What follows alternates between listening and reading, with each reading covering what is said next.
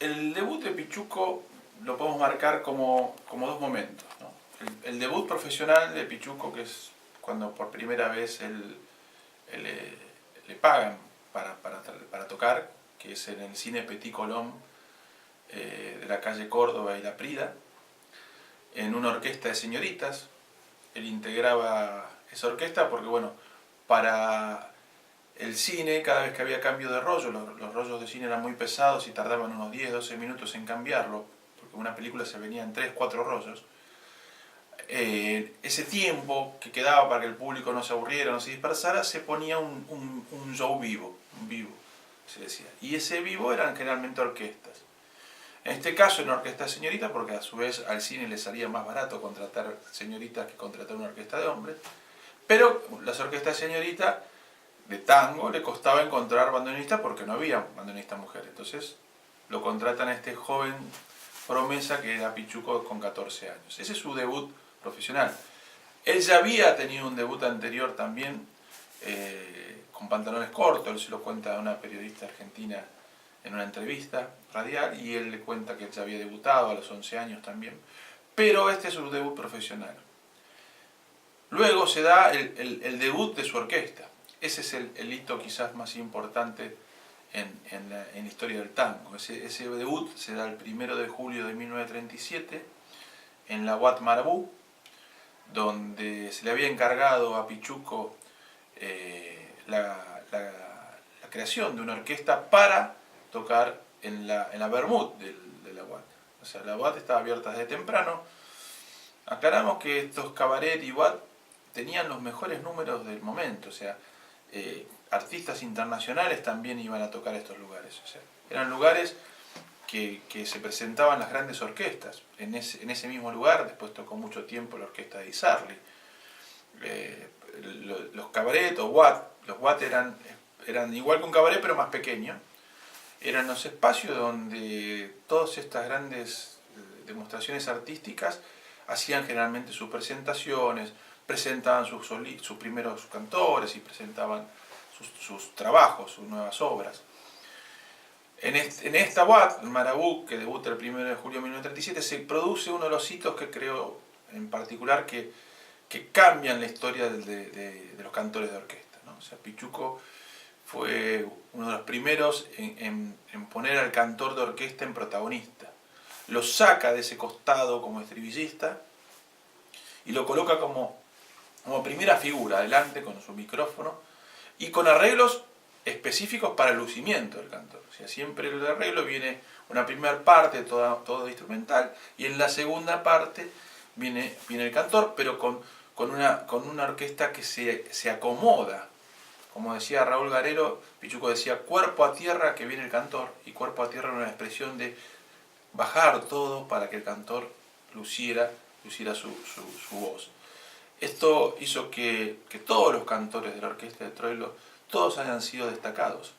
Desde Fiorentino, que es su primer cantor, y quizás el ícono más importante por ser el primero, que a su vez Fiorentino había sido el sastre de esa orquesta, hasta Tito Reyes, y pasando por Marino, Floria Ruiz, Cárdenas, Verón, bueno, el polaco Goyeneche, Rivero, las cantantes como fue Nelly Vázquez, también Eva Verón, que también estuvo en la orquesta de Pichuco. O sea, todos los cantores de Pichuco, Casal también, un gran cantor de los años 50, todos en la orquesta de Pichuco tuvieron su momento más glorioso y destacado.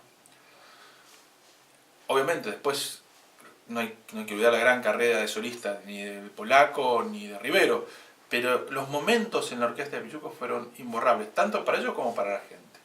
Entonces ese debut de 1937, donde Pichuco tenía 22 años, estaba a 10 días de cumplir los 11 años. Pichuco nació el 11 de julio de 1914.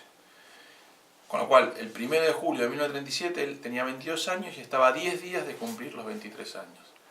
Eso lo destaco porque el tango era de la juventud. El tango era lo que los muchachos cantaban, tocaban, pensaban, vivían en tango. se vivía en un estado de tango. O sea, no es esta visión que quizás hoy se tiene, que el tango es una música de grandes y viejos, no, todo lo contrario. El tango era la música popular de toda esa juventud del 30, del 40 y el 50. Así que es importante ese debut porque quizás la orquesta de Troilo ha sido una de las 5 grandes orquestas que hoy se siguen escuchando y se siguen bailando. Pero no se tiene la dimensión del aporte que hace Pichuco con su estilo, con su, como dije antes, con su valorización hacia el cantor. O sea, él le dice a una reportera uruguaya que lo entrevista en los años 70, le dice: yo quiero que mi orquesta cante como Gardel. Él era un admirador tremendo de Carlos Gardel. De hecho, escuchaba todos los días un tango de Gardel y hasta tocaba y cantaba con Gardel. Esto lo cuenta Ángel Cárdenas, uno de los cantores de Pichuco, que dice que Pichuco lo llamaba a veces, le decía: Angelito, véngase para casa. Y se ponían a tomar mates y comer salamines y ponía un disco de Gardel y lo hacía cantar a Cárdenas y él lo acompañaba con el fuelle mientras sonaba un disco de Gardel. Esa era la admiración, o sea, había Pichuco, para Pichuco Gardel fue la figura máxima del tango, y creo que para todos lo es. Y Pichuco tenía esa pretensión, ¿no? Que la orquesta cantara como Gardel. Por eso destaco ese debut. En estos momentos estamos en julio de 2017, con lo cual estamos a 80 años de ese debut. O sea, esa retrospectiva de pensar que ha pasado hace 80 años que pasó esto, y sin embargo hoy sigue vigente, se lo sigue recordando, se lo sigue valorando y se lo sigue queriendo como lo queremos a Pichuco, ¿no? Sí. Podríamos ampliar un poco el repertorio que Pichuco siempre eligió, ¿no? Un repertorio siempre muy tenía las dos facetas. Por un lado, buscaba nuevos compositores y nuevos músicos. Pero por el otro lado rescató mucha obra de la Guardia Vieja, que él la revalorizó o la reposicionó. Y en esa mixtura siempre logró una coherencia, a pesar de este ir y venir. Como ejemplo, fue el primero en grabar a Astor Piazzolla. Y eso, la vanguardia.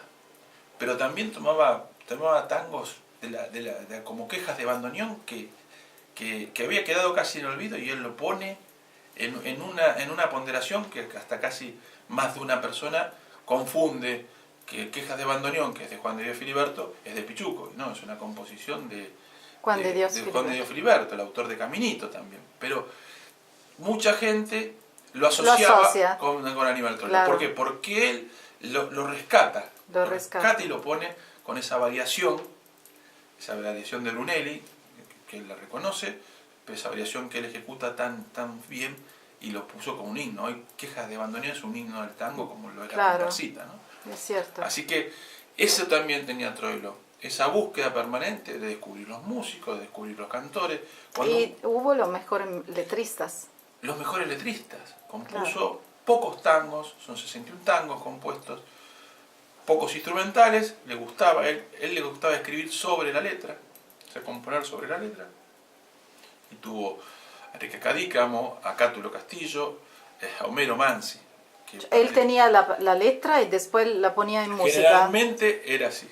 En la última curda es así también. Un genio. ¿No? O sea, generalmente recibía primero la letra porque es lo que terminaba de inspirarlo a él. Entonces, con estos grandes poetas, quizás una de las deudas que él se quedó y siempre dijo que se quedó como deuda fue con Discépolo, ¿no? O sea, otro hermano de la vida de él que le hubiera gustado componer. Pero como convivieron mucho tiempo juntos y pensaron que siempre iba a poder hacerse, quedó pendiente, y después desaparece Discépolo y se quedó con ese deuda dentro de lo que él le hubiera gustado hacer, como la otra que habíamos hablado antes de Carlos Gardel. Él le hubiera gustado haberlo acompañado alguna vez a Carlos Gardel. Pero la vida les trajo estas cosas. Pero hizo mucho en el tango, hizo mucho por los cantores, hizo mucho por el baile.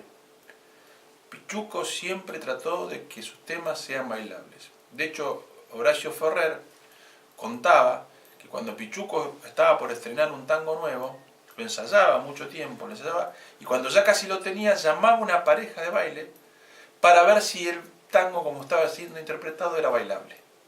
Y esa era la prueba final para que el tango ya se pusiera en circulación. Se preocupaba. Se preocupaba. De hecho, las grandes peleas con Astor Piazzolla venían de ahí, ¿no? O sea, Claro. Piazzolla Hizo decía un que la tango gente, que no era para la López gente, Verín. que el tango era para escuchar, y Pichuco decía que el tango era para bailar.